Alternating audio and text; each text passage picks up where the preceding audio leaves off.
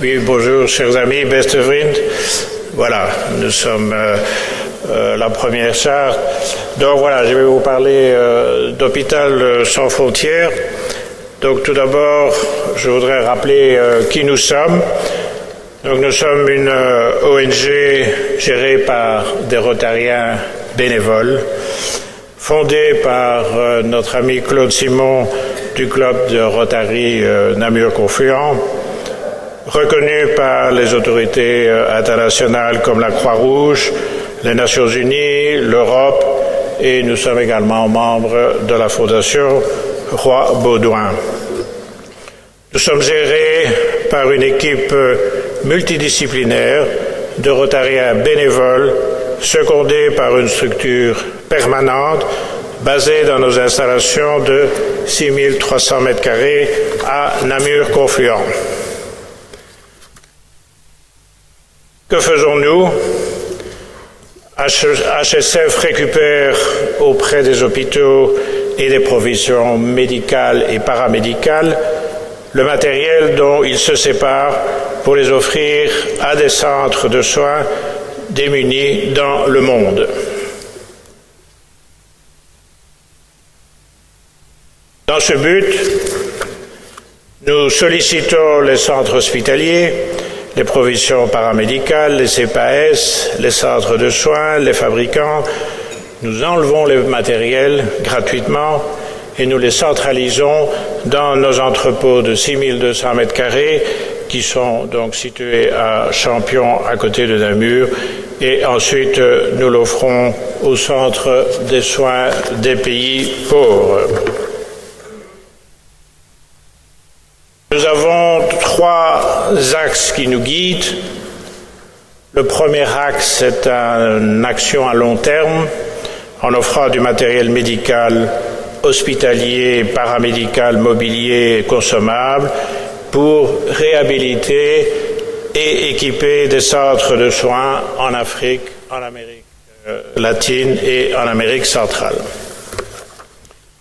Notre deuxième axe est d'intervenir une action durable et je suis trompé ici, c'est donc d'intervenir au niveau des sinistres et des catastrophes, donc en intervenant, en offrant des kits spécialement consacrés à cet effet et en aidant à la reconstruction d'hôpitaux ou de dispensaires qui ont été détruits en leur offrant le matériel pour les rééquiper. Et je vais vous parler tout de suite de l'action que nous venons de faire en Indonésie.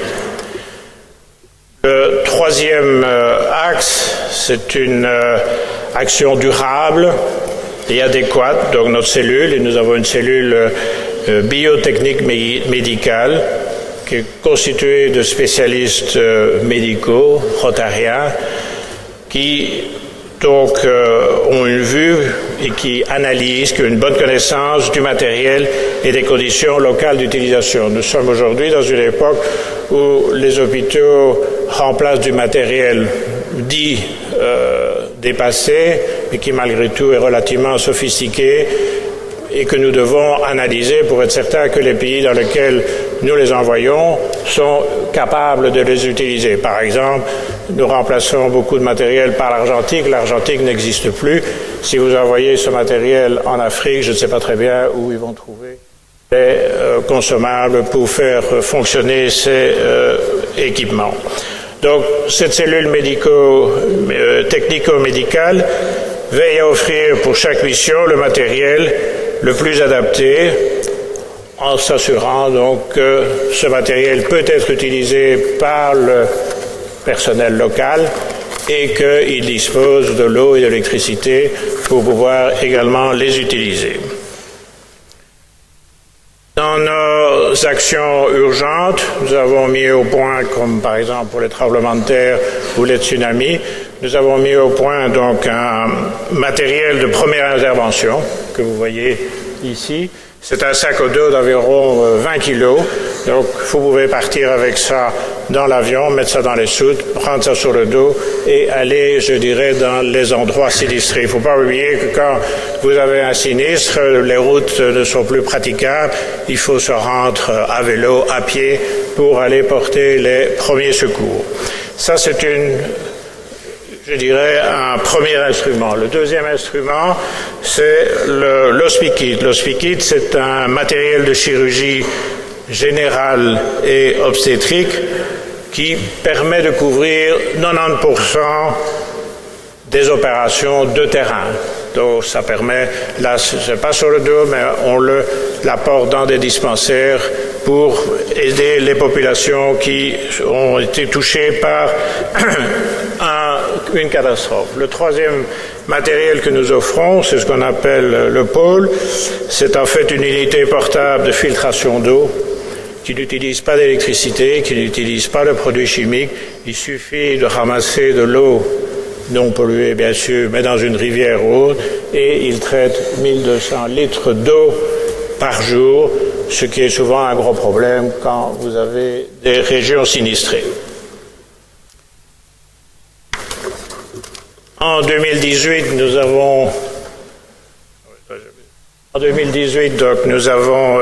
fait 150 enlèvements qui donc sont stockés dans notre entrepôt de Champion.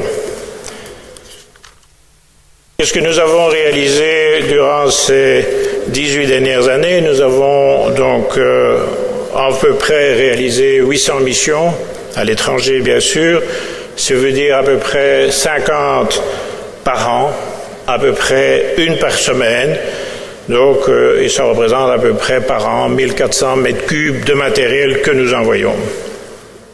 Nous le faisons bien sûr dans une optique long terme, avec une approche durable et avec, pour les équipes qui en ont besoin.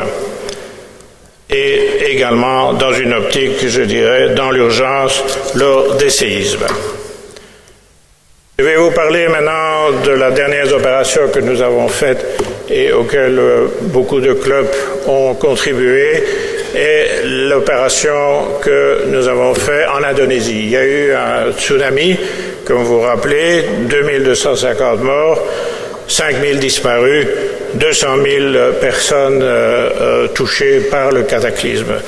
Donc nous avons pris contact avec les districts indonésiens, le 3410 et le 3420, qui tout de suite nous a dit, non, écoutez, on a besoin d'aide, mais pour l'instant, c'est pas du matériel que nous avons besoin, pas du matériel médical, mais nous avons absolument besoin de construire en urgence des abris pour les populations qui n'ont plus rien et pour les protéger de la mousson qui est occupée à se pointer. Ce que nous avons fait, et nous avons donc sollicité les clubs rotariens pour construire en fait des maisons. C'est ce qu'on appelle des maisons Muntara, que vous représentez ici en dessous. Et nous avons quand même 70 clubs qui ont, je dirais, participé à cette action. Tout ce que nous avons investi là-bas, un membre et un administrateur de notre association, donc Vincent Verbeek, est parti personnellement lors d'un voyage qu'il devait faire aux Philippines. Il s'est arrêté en Indonésie et il était sur place, constaté que l'argent que vous aviez versé a été totalement et correctement utilisé. Et je peux vous dire qu'il a non seulement témoigné que c'est le cas, mais il nous a également dit toute la reconnaissance que ces gens qui ont été sinistrés ont apprécié de notre intervention.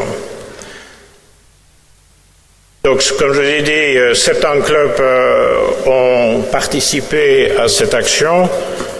Tous les clubs qui ont participé à cette action, on l'a donc mis sur chaque maison le nom du Rotary de Bruxelles, du Rotary de Belgique, avec le nom du club qui a financé cette maison. Donc, pour les clubs qui ont financé une ou plusieurs maisons, eh bien, leur nom se trouve dorénavant sur ces maisons qui ont été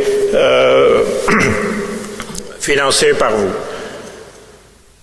Autre opération également là, nous avons, voilà, ce sont des photos d'un hôpital qui a été complètement démoli par le tsunami. Donc dans une première partie, nous avons aidé à des besoins urgents par la construction de maisons. Et maintenant, dans ce 2019, lorsque l'hôpital sera aménagé nouveau et rétabli, nous enverrons gratuitement du matériel médical pour les aider à nouveau faire fonctionner cet hôpital. Entre-temps, quand il y a eu la tsunami, vous vous rappelez peut-être qu'il y a eu une éruption volcanique qui a aussi fait pas mal de ravages, 450 morts, 150 disparus, 16 800 personnes qui ont été sinistrées. Et à ce moment-là, comme nous avions des contacts avec le Rotary indonésien, ils nous ont demandé est-ce qu'on peut consacrer un peu d'argent que vous nous avez versé pour envoyer un convoi humanitaire et de vivres dans cette région-là. Ce que nous avons accepté, vous voyez la dame là en rouge, c'est notre contact rotarien sur place qui était extrêmement efficace et avec lequel on correspondait tous les jours par WhatsApp. Et à côté, vous avez le général indonésien qui, bien sûr, a facilité pas mal de choses. Donc, autre action également, nous sommes en contact avec le docteur Mukwege, que vous connaissez certainement, prix Nobel de la paix, qui est membre d'honneur de Rotary de Hatt, qui est déjà venu sur place chez nous et que nous aidons par l'envoi de containers et de matériel pour son hôpital Panzi, donc au Kivu. Dr Mukwege repassera prochainement chez nous, à un moment qu'on ne connaît pas parce que vous savez que cette personne est toujours sous protection policière parce que tout le monde ne lui vaut pas du bien. Donc il viendra chez nous prochainement et nous allons préparer avec lui un prochain envoi pour son hôpital de Panzi. Également, d'autres missions que nous avons faites rapidement, je vous passe en revue, donc une maternité en Ouganda, un hôpital au Togo. Nous avons également aidé donc au Bénin, un hôpital dont un scanner. Nous avons également en Ouganda une maison, un hôpital. Nous avons également au Togo, avec le Rotary de Virton, également donc amélioré et envoyé du matériel là-bas. Nous avons fait la même chose à Chennai, avec le Rotary de Zottegem. Nous avons fait la même chose au Maroc avec le Rotary de Bruxelles. Alors, qu'est-ce que vous pouvez faire pour nous aider?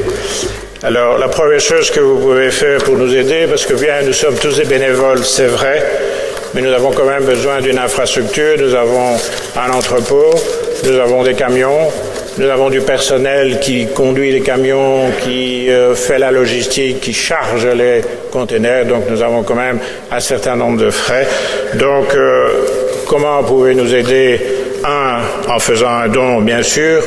Et comme l'ANH, s'il y a des legs ou des duo-legs à faire, nous sommes également, bien sûr, preneurs. Deuxième façon de nous aider, c'est que vous, Rotariens, vous connaissez ou bien vous êtes dans le milieu médical ou paramédical, vous savez que du matériel va être enlevé, eh bien, vous nous le signalez. Nous allons le chercher gratuitement. Il se passe actuellement en Belgique énormément de mouvements de concentration d'hôpitaux, de nouveaux hôpitaux. Ce sera encore dans les années prochaines. Mais nous avons besoin d'être informés par des gens, et c'est vous, Rotariens, qui pouvez nous dire attention, là, tel hôpital, il y a moyen de récupérer du matériel. Et bien sûr, la troisième façon de nous aider, c'est offrir vos compétences, parce que nous avons besoin de beaucoup de compétences, ou celles de votre entreprise, qui également sont les bienvenues. Voilà ce que nous faisons, ce que nous avons réalisé grâce à vous, et je pense que nous avons vraiment rempli la mission de Rotary qui était de servir les gens. Voilà, je vous remercie beaucoup.